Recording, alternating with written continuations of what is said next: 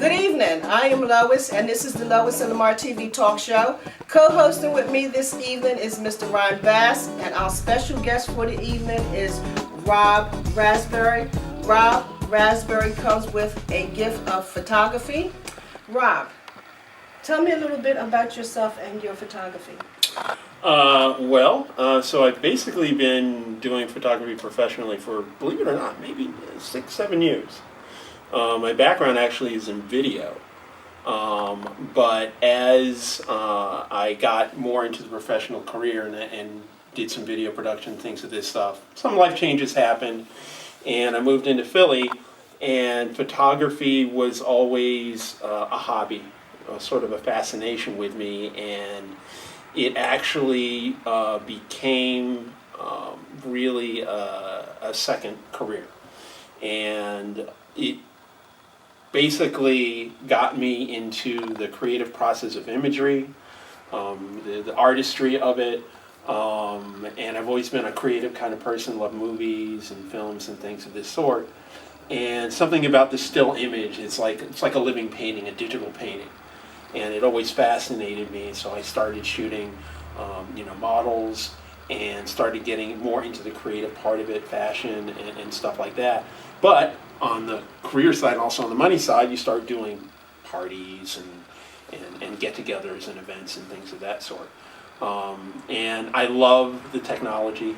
It's like way back when, photography was very much a physical medium. You had to develop the film and the darkroom and all that stuff, and that was a little before my time, but I love the digital process, the electronic process. You can take a picture, you can manipulate it in post and add colors and do different things to it. And it's just something that's I've really just had a love for. And So, do you do photography full-time? I'm just going to say nights and weekends, so yes. When you add the hours up, it is a full-time thing. So you do it Friday, Saturday, Sunday? I do Monday, Tuesday night, Wednesday, Thursday, Friday, Saturday, Sunday, whenever. So your 9-to-5 job is photography? My 9-to-5 job actually is IT work. And I work at Drexel University, and I've been there for a while. And my group actually deals with video production and things of like live webcasting events and that kind of thing. So that's what I do during the day, and then even in the evenings and on the weekends, and occasionally, get a day off and do a big project or something like that. That's when I do the photography. Oh, okay. So it's basically 7 days a week? Yeah, yep, Okay. absolutely. Do you do anything else? Besides being a dad and I love playing volleyball. Volleyball is one of my sort of loves. I played in college. I went to Syracuse University and played on their club team. And volleyball has always been a great outlet for me. I like to read. I love science fiction. I'm sort of geeky. You didn't notice that, did you? All right? No. And so those are things I do in my spare time. But you're not married? No, I'm not. Okay. I was married. I shouldn't have said that. But yeah, so I'm single right now. Oh, you're single. Yes. Okay. Rob, you were just talking about Syracuse University. Yeah, yes. Okay. You studied film there? Yes, I did. Uh-huh. Oh, you did? Yes, yep. That was your major? So communications was my major. So it was a combined radio, television, film major. And so when I graduated, I worked a couple years actually as a cameraman in Albany, New York, for a broadcast station for a program that was separately funded, and then I figured I'd put my foot in the waters in like New York and places like that, but it didn't quite work out the way that I thought it would. It's very extremely competitive when I graduated. Very Almost much impossible. So. Very Yep. much so. Yeah. I still do video as on a freelance basis, but photography has by and far away taken up most of my time in creativity, and it's been great. It's been great? Yeah. What do you like, the black and white photos or the color photos? Well, I think it really depends upon how you set your project up. Like sometimes if you're doing a retro kind of theme, sometimes the black and white will lend itself more to that, or if you're doing maybe an artistic, theatrical kind of thing, you can use black and white. In general, color. I like color, like shadows. I mean, there's instances where you have models in different uniforms and different outfits, and you use nice soft light, to smooth out the skin, but there's also instances where you want that dramatic shadow, that light from the side, half lighting somebody in the shadows and making it dramatic and making it look, pretty intense. Okay. So you said you've been doing this around 6 years? So really, it was like pretty much a very quick transition, because I always like to take pictures, like, and here we go with more of the geek stuff. Used to build the models, the spaceships and the cars, and used to take pictures of that, and then landscaping, out in the woods, mountains, that kind of thing. And then it sort of just transitioned to, oh, I see this person here, I'll take a picture of them, and I'm like, oh, that looks pretty good, Why don't we do this? Why don't we go to the art museum and take some photos over there and take a look and do some interesting backdrops, or, right on the river and things of that sort. And then it dawned on me that, hey, I could do this, on a professional basis. So I put together a portfolio, build a website, put feelers out, Craigslist, fantastic sometimes, you'll get gigs on there, they'll look for a photographer, a video person, and it just started to build from there. Right. And then as I ran into friends and networked, you get connections that way, and then you get referrals to different projects and stuff like that. And it just has been going since then. I just was doing a fashion show up for a church up in New York City. It was a paid gig. Right. And it was because I got referred from a friend who had seen my work. Rob, tell me, which job is your passion, the IT or the photography? Oh, it's by far and away it's the photography. The photography gives me a lot of creative freedom and artistic expression. You can create images that, from anything from high fashion. You can do science fiction, you can create. And it's that process that I love about it. Getting a certain angle, catching a certain expression, or doing a certain outfit. It really is, it gets the creative juices flowing. So as far as my passion goes, absolutely it's photography. Yeah. You can take a breath of fresh air when you're doing the photography. Absolutely. It's more of a relaxation type of thing than the IT. IT I knew could be a fast thing. I used to do IT for a company. Oh, okay. I traveled around the country doing IT, so Okay. I know it can be, it's a whole different ballgame. Right. The photography and IT. Now, and don't get me wrong, I love, the job that I do, but definitely as far as the passion, and it definitely comes with the photography and the creative part of that. If you had a choice, Okay. which job would you get rid of? If I had a choice, If you had a choice to get rid of the IT or the photography, which one would go first? well, okay, so if straight up it's an exchange, I think I would, like to go with the photography. I would like to stay with photography and let it build. And these days, photography and video are so close together now. It used to be they were really like a separate entity, and now, photographers do video, videographers do photography. It's all, combined pretty much into one kind of media. Do you do any videography work? Oh yeah, absolutely. You do? Sure do. Okay. And the funny thing is, that's a lot of my background, but it's really more a job kind of thing. And even though I have some knowledge of that, the photography just sort of sucked me in, and just capturing, because it's interesting, you're capturing a moment, and you're creating a living painting. With video, you're capturing everything, like we're doing right now, and so it's a little different. But photography, definitely, I would love to that for it to be my primary thing. Photography, it's a very hard profession these days. Yeah, it is. I've known a lot of photographers that were very popular in the 70s. All right, a lot of them, retired now, and Right. business is just not there as it used to be, because everyone is a photographer now. Yeah. Well, I guess everybody. Well, I'm going to say thinks they're a photographer. Exactly. I mean, with social media and the advances in the cell phones, it's very easy to take a nice picture. And, even the iPhone and now these, that's what they push is, look at the camera and you can just be professional. But when it comes down to it, professional catches that angle, that image, knows how to manipulate that light creatively and give something a little extra oomph. You can take a basic, good looking general picture, but when it comes, you're not going to see somebody with a cell phone or a fly-by-night person, in a high-end magazine. You're not going to see those images, plastered across the TV. It's just, you're not going to see that. Right. And it's funny because now, a lot of, like with Instagram, the way it's evolved, it's like now, a lot of the photos you see on there are from photo shoots, which is really, interesting. Right. That you see a lot of the women and the models, and they'll take their best images that they've gotten from photo shoots and put them up on their profile pictures. And, actually, when it used to be, it's just they put anything up there. That or Facebook or, Right. So, do you have a place where people can come and get their photos done? You have a particular studio? Yes. So I am affiliated with, it's called Hot 100 Studios. It's out in Huntington Valley on Philmont Avenue.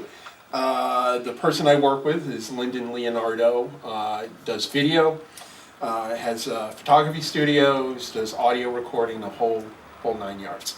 And that is the studio location that I work out at.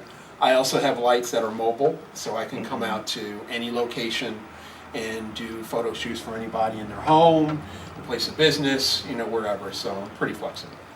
You see, you do a lot of birthday parties, Yeah, I do birthday parties, I bar do events. mitzvahs, bat mitzvah. I haven't done bar mitzvah. That's something I haven't done yet, but I guess that's coming. But I do event photography. Yep. Oh, okay. Yeah. Sounds good. Yes. So, Raz, you don't mind me calling you Raz? Not at all, please. Okay. If someone wanted to reach out to you on social media, which social media apps could they find you on? So on Instagram, which is the main one, it's DRaz Photo Video on Instagram. On Facebook, it's Rob Raspberry. And so those are the two primary ones. And on those profiles, there are links to my my regular website, and that's the best way to get a hold of me. Well, Rob, thank you so much for coming on the show. It has been a pleasure, and your journey is our journey, and we are the hands to rising stars. Thank you. Good evening.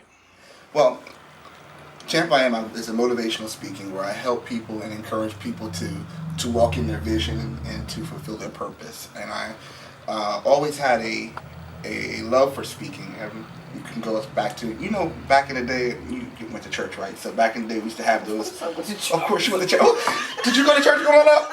See, so growing up, we were in church, and we had those recitals, and we used to do Easter recitals. They don't do them anymore. They don't have it where the kids go up and do poems in the churches that I see like they used to do. They do in my church. Yeah, in our churches, they don't see them in a lot of the newer churches that you see come up. They don't do the stand-up recitals like we would do. We do scripture memorizations and things like that.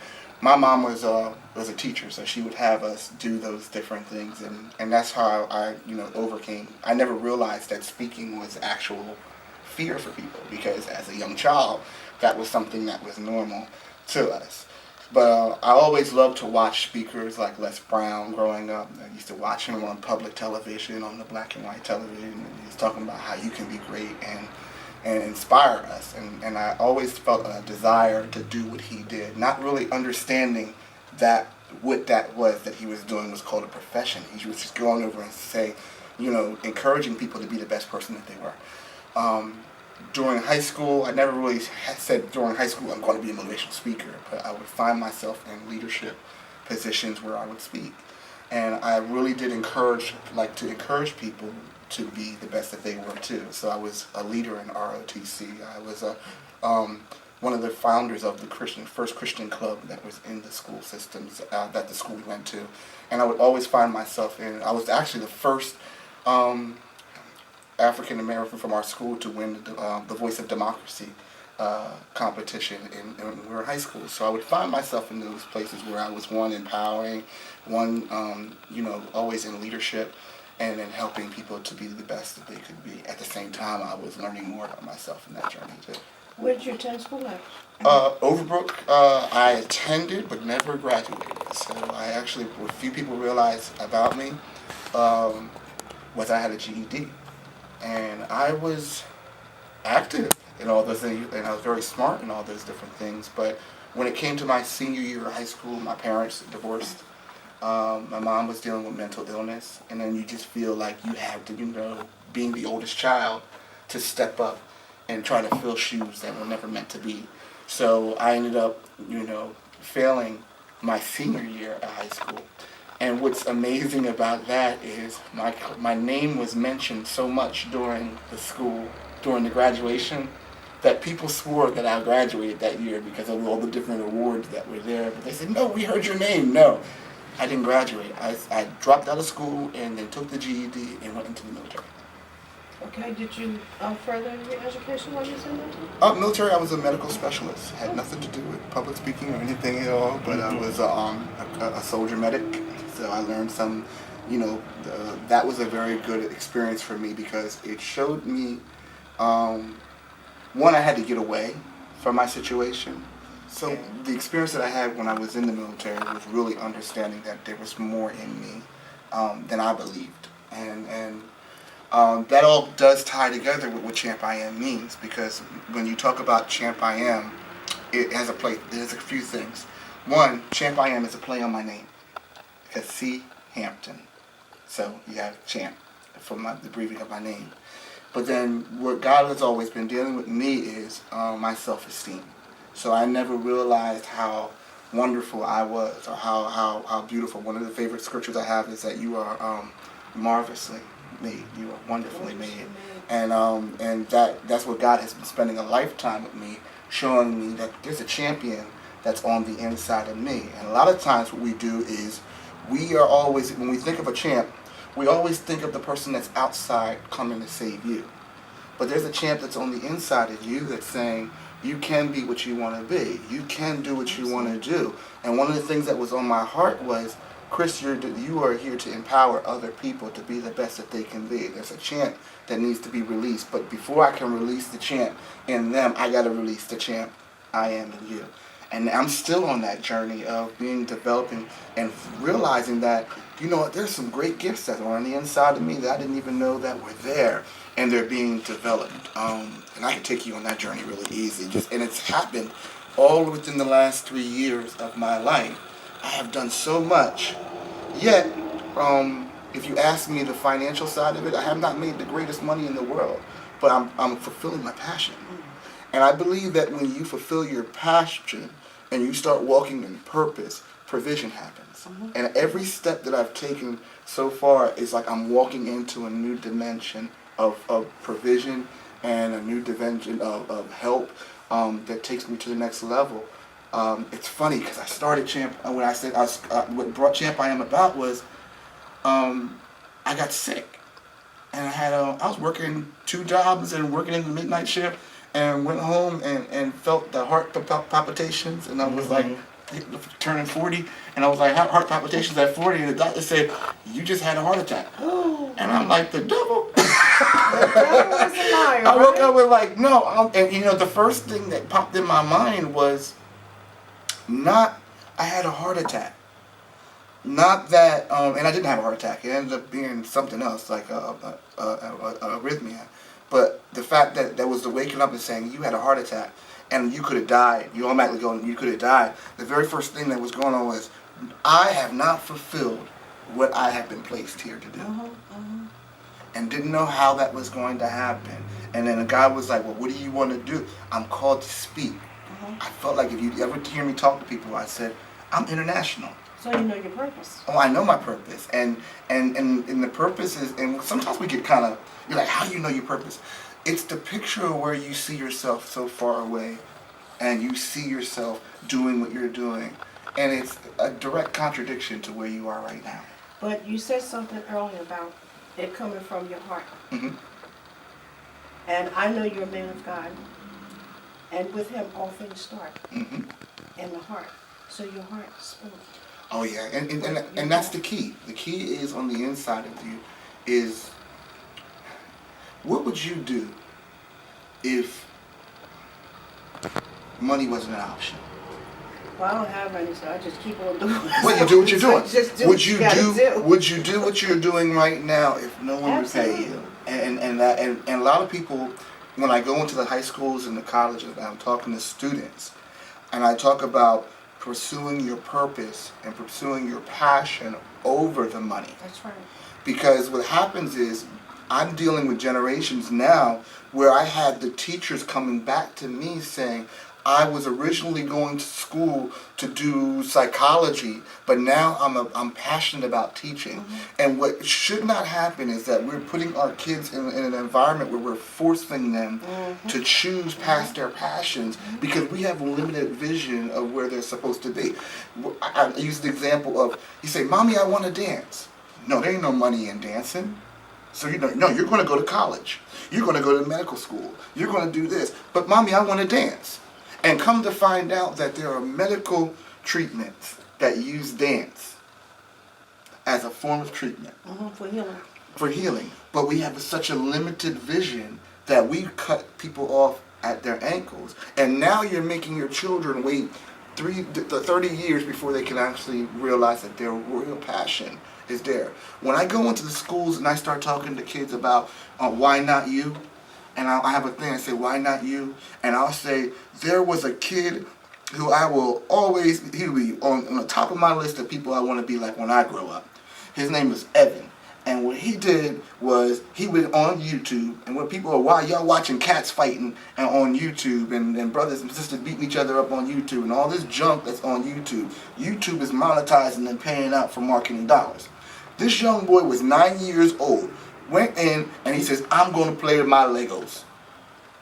And he put his Legos together. And he was building things with Legos on the camera. He built his subscribership to over 3 million subscribers. And he got $1 million check at 9 years old. Why not you? Now everybody say, oh, I want to do Legos. No, it's not the point. He found something that he was passionate about. Something that he enjoyed. And he got fulfillment. And you know what? He was able to monetize it. That's a conversation that we need to put to the table to our young people. But we got to get our older people in mind and get out of that old thinking so that they can start seeing like it's never too early to start. Absolutely. But it's also never too late to start. That 80-year-old bodybuilder that is like, yo, That lady, she was good. 80 years, what's it, Ernestine Shepherd? Y'all, she gives me hope for growing older. I'm like, you know what I'm saying? You know? So that's what I'm talking about when it comes to, I mean, I can go, there's so much that you're doing, and I'm asking all the questions for you, so I'm, I'm sorry. I find it very interesting. I wanted to know about Champ I Am. I remember when you did your first Champ I Am. I think it was a speech at Kindergarten College, or was it something before that? Actually, it's funny, the way Champ I Am came, and this is something I used to talk about, thinking outside of the box. Yeah. Because when you think about motivational speakers, you think about people that are going to like Fortune 500 companies. You look in big businesses. You see them filling out coliseums. The first time that I ever really got my first time as Champ I Am was in a bar speaking to models. In a bar speaking to models, and my topic was Know Your Worth. But even before that? That was before. That was the first time as Champ I Am. First time as Champ I Am, yeah, Yes. because you did motivational speaking before Champ I Am. Yeah, I've been doing it. Actually, I did it as a part of my job. Here's the interesting thing. My day job is life insurance. So here I am in life insurance, and what would tick me off about management, because I have this thing about there's a difference between managing and leading. So our managers, when we start, our sales would drop. They would beat the living daylights out of us, berate us, and say, why are you not back on task? Well, I knew how to sell. So because I knew how to sell, I could teach how to sell. I was actually doing their job for them. So I would actually start making workshops on how to survive the slump, how to rise from the slump. So I was doing what I was called to do at the position that I was at. And when you understand your purpose, you realize that your jobs end up becoming more than your jobs. Your jobs end up becoming training grounds that lead you to your purpose. So I started doing seminars on the job, and building up. And they're like, you should be a motivational speaker. I'm like, I know. Because I'm realizing that that's my future, and you're just a training ground for me growing up. So the things that you're doing on a day-to-day basis, you may be a musician, but you're working on a sales job, but you don't realize that that sales job is teaching you how to sell yourself as a musician.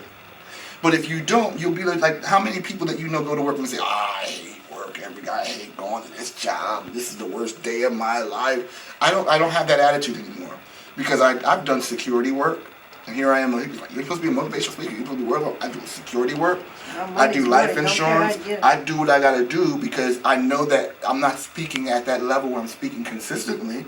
But even the security work, there were opportunities that came to me and relationships that were developed because I was at the right place at the right time with the right people. This Champ I Am would have never been into existence if I did not do the movie Love Like This.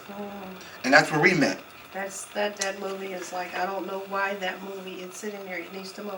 Mm-hmm. And it's going. Everything happens for its reason. Yeah. But Navon Brown, who wrote that movie, we went to high school, and how God lines things up is, here I am going to my night job, working as a psych aide in a mental hospital, waiting, and I didn't have my license, so my license, God ordained everything. I had my license. I had to take the bus. I never take public transportation. I'm like, I met the brother at the transportation station. He said, hey. You know that transportation center? Transportation center. And he was like, hey, Chris. He said, you still do ministry work? I said, yeah, I still do. He said, you ever do a wedding? No, I ain't ordained like that. But I can do what I need to do, and I learned the part. You saw me, I did the part, right? So come to find out, if I never was at that night job, working at a psych aid, I would have never went to meet him at the bus station. I would have never ever actually developed a relationship where we're working in the modeling industry, because that just opened the door from, I don't know how we went from acting to modeling, but then I was walking in my gift. And he went from there and just saying, okay, we were doing a fashion show one time, and it was like the guy who was supposed to do the thing didn't, host the show, didn't show up. And there the mic goes into my hand, and then all of a sudden your gift makes way for you. So your gift all of a sudden, here I didn't know I was funny. I didn't know, that was another thing. Didn't know I'm funny. You just look at me and laugh. And I'm like, I must be funny looking, but people were laughing with me and going with me, and I have a sense of humor. I didn't even tell you about Toastmasters, and that's how I was building the skill. Was right after I met Vaughn, I had the heart attack thingy. All that stuff was going on. Yeah, Vaughn can give you a heart attack. That's what it is, working with Love Like This. But 8 o'clock in the morning and start shooting at 4 o'clock in the afternoon. God, well, you said that I'm supposed to speak. And I'm like, speak what? God, nobody knows, doesn't even know my name. He's like, where am I supposed to speak? Who's going to call on me, and who's going to pay for me to speak? And he said, speak. That's all he kept on saying to me was speak. Like Moses. And he just said, speak. And he said, so I joined Toastmasters. And I went around. Toastmasters is a group that people get together and they get over their fear of speaking, and they have a speaking community. Well, I'm not new to speaking, so I said I was just going there for this fellowship. But when I went there, I said, my name is Chris Hampton, and I'm going to be a motivational speaker. And I would do a piece of my skit, and I would learn there. Come to find out, they have a competition every year. Okay. And I signed up and out of my comfort zone, and was able to sign up for the humorous speech. And when I didn't think I was funny, but they were like, okay, sign up for the humorous speech, and I had to do a 7-minute speech. And then I signed up for impromptu, which means they give you a topic and you just gotta talk.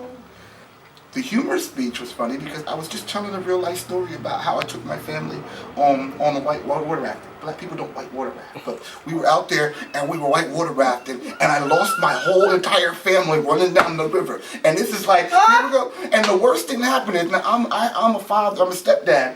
The worst thing to do is to be the stepdad in the boat, and you watch your wife go up on the raft, and the raft goes up, and all of a sudden I just see my wife go, oh, slow motion, she falls out of the boat. And here I am trying to rescue my wife, and my stepkids are beating the living daylights, trying to throw me out of the boat to get me out. So we're all rolling down the river. This is a great family example. So I'm telling this whole entire story. And everybody's laughing at me, but I'm like, this is serious. This really happened. And I was like, ended up winning all of New Jersey and winning being Wow. award-winning and going up to about like 3rd place or 2nd place in Pennsylvania. So I was one of the top speakers in New Jersey with Toastmasters and also in there. And it was just, you have a question about, and I think the moral of the story is this. You think, you think you're ill-equipped. But the question is, use what you have. That's right. Where you at. That's right. You used Moses, so I'll go there. He said Moses delivered the people out with just a stick, and he was a shepherd. He didn't realize that he had. It wasn't the stick; it was what the stick represented.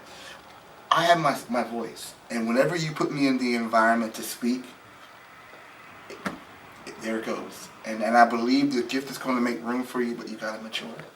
I am. Is this a foundation or is it a non-profit foundation? Right now, it's an LLC. So if you look for Champ I Am, you can look for champiam.org, but it's actually called the Champ I Am Organization LLC. So it's an LLC business. Okay. Eventually, what's going to happen is we will start getting into some of the non-profit work. But what I'm doing right now, like I do speak in the prisons, I do speak in the schools, and I'm creating opportunities to be able to develop programs for that. So the people from the prisons, they seek you out, or are you? Well, that's another. Again, you got to go where the opportunities to speak are. And my pastor actually asked, wanted to do a prison ministry. Right. So we went to Camden County College. I'm not Camden County College, but the Camden County Correctional Facility, right. And we would actually, he started it with the first service and then handed it to us. It was like, boom. So 4 times out of the year, 3 times out of the year, I end up speaking for the prison. But we have actually the largest church service that's coming out in that prison. We have like 120 people, male and female together, which is rare that they have the males and the females together. Right. But that was an opportunity because when I got the call, he said, "Bring Champ I Am." Mm.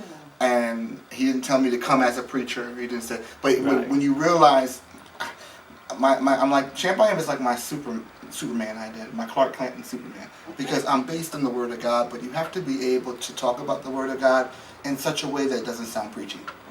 I've been preaching this whole entire time, hopefully not sounding like I'm behind a pulpit, but everything that I'm giving you has been spiritually based without making Right. you felt like you just got doused with holy oil. I did.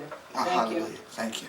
But Thank you. but that's what we have to learn. We have to become bilingual. So again, when I go to them, I think what they like about it is that one, I'm real quick to talk about my faults, my history, where I fell apart, where my marriage fell apart, where it's being rebuilt. All those different things, people need to see those. So you got to go where it starts. Okay, now with the schools, because you mentioned that they call you at the schools. Mhm. You mentioned colleges. Mhm. What about elementary school? Well, that's where Little kids. I do a mixture. I actually do more elementary from 6th grade to high school. And I love dealing with that age bracket because I think they're malleable. So with college, I end up having the conversation of stop making the costly mistake of going to school with no vision. Because that you come back with a $100,000 college bill and you've been a professional, philosophy major, whatever, and you find out that's not where your heart is. You need to be going to college. You need to know what if you're going to be an engineer, what type of engineer. These are conversations that we should be having in high school, but you'll be surprised that a lot of the statistics are showing that many of these people that are going to these four-year schools are actually dropping out of 4-year schools just to go back to a county school, a 2-year college. Yes. And that's expensive. So we have to be able to start teaching those Well, that's things. backwards. Yeah. You But that's know, a way that happens a lot more than you think. Yeah. Oh, talking about colleges is another. Yeah. Yeah. I have a whole lot of things to say about that, but not at this time. But I'm a forever learner, and there are things that you can do that, like, you can go to Camden County College, you can take some business courses, you can continue to. There's a course you're not paying anything, but there are places where you can get certifications that are at some of these major schools. So I'm a forever learner. So that's one of the things that I try to share with students. Right, because the kids is very important. I'm trying to work on a non-profit thing for kids myself. Mhm. And the very important thing is to get to these kids, especially the way they conduct themselves in school today. I mean, if you watch the video, you talk about YouTube and stuff like that. I see how the kids conduct themselves in the classroom. But these children are also visionaries, and they're we do a spoken word group called Good Vibes in the city of Camden, and we have young people from 18 to almost 30 coming out and showing their gifts and doing. And what happens is we use that as a way for them to become politically involved and socially involved as well. So, and when I talk about dealing with these young people, they have such creativity, they just need the guidance. And that's what we have to become more involved in the community and teaching our younger people and being mentors. Now, I think the reason why I've been, I'm starting to get this gray, like I said, I was sharing with y'all earlier on stage how I always wanted a beard, and it all fully starts coming in when I turn 43, but when it comes in 43, it's all gray. I could dye my beard, but I've been convicted and said, no, you can't dye your beard because, you're not there to look like them. And that was the message that was given to me was, you're not there to blend in with them. You're there to share with them and pour into them. They don't need to see any more brothers and sisters. They need to see people right now that are the sage, people pouring into the next generation. And that's all they need. They just need a little guidance. They don't need us telling them what to do. This generation will buck up against you. You tell them to do one thing, they will do the other. They will ask you why. You need to share the truth with them of who they are. Show them how to do it, but don't tell them. Okay, I can live with that. We were told what to do. My mama said do it, and we did it. My mama said why, you did why. But my mom was a teacher, so she would do that. She would allow me to question her until she would get tired of me questioning and said, do what I say. And then we knew that was the end of the conversation. I don't think it's all that bad. Yeah. I don't think I speak to a lot of people and they raise their kids. They say, I'm not going to raise my kids the way my parents raised me. Mm-hmm. But I'll look at them and say, well, you didn't turn out so bad. Mm-hmm. No, it's not that, but I think it's a balance because I had a situation where I spoke at a place and he said, well, how are you getting these young people to respect you? And I said, well, respect is something that is earned. And I said, you're coming into an environment where these young people their parents have left them. Even though they're there, their parents are not there for them. Everybody who's been an authority figure to them has either abused their authority or has turned their back on them. Right. And here you are coming to them in their environment, and you're coming with a military mindset of do what I say, do what I say, do it because you need to respect me. We don't do that. We show them what respect looks like. We demonstrate it to them, and then they imitate it back. We've never had a disrespectful situation. People don't care, and this is what comes out of Champ I Am is this. It's not how much I know, it's how much I care. Mm-hmm. And that part has to come out in the message that we teach to people. People don't care how much you know. Mm-hmm. People don't care about how much you've been through. Right. Again, they want to know how much do you care for me? And if we can do that, we can reach that generation in a different tone, and they'll be able to naturally respect it. They don't know what love looks like. They don't know what it means to be unconditional. They don't know what it is because their lives have been going through so much trauma. We have to, if we know what it is to walk it, we gotta walk it and demonstrate it. And what's demonstrated, you don't have to say. A man that has to say, I am a man, ain't a man. If you gotta keep declaring who you are to somebody, I'm a teacher, you need to listen to me, then you're not a teacher. A teacher teaches. A man is a man. Right. I'm sorry if we're getting gender specific, but that's what I mean. That's the truth that I'm living by. Is that you are who you are, live it, demonstrate it, and then you'll recognize Champ I Am. Now people look at me, and I got two names. I got Chris Hampton, and then they call me in the streets and they say Champ I Am, and you know what? I respond to them both. That's right. Because that's who you are. It's You're my Chris identity. Hampton. Champ I Am. Champ I Am. Thank you for coming on the show. Thank you for having me. Thank you for allowing our journey to be your journey. What social media apps can we find you on? Yes, you can find me on Instagram at Champ I Am Speaks. My Twitter is CHampton Speaks. And you can find me on Facebook at champiam.org. Again, thank you. Wave your hands to Rise and Stars. Thank you. Thank you. Bye. Feel me? Pleasure's mine.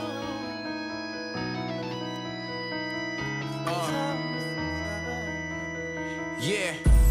Yeah, I know I'm gifted. Sometimes it feel like I'm drifting. Anchor to the bottom of the sea, so I won't let go my vision. Lost steps as I go that distance. In between making weird decisions. Real life as erupting my dreams like real life don't see my existence. And they say, man, the sky's the limit. And I'm still trying to fly up in it. I don't smoke, but I feel so tempted. Roll it up, homie, let's get lifted. Y'all swear my mind is shifted. In a place where I just don't fit in. Just when y'all thought to end it, I showed the world beginning.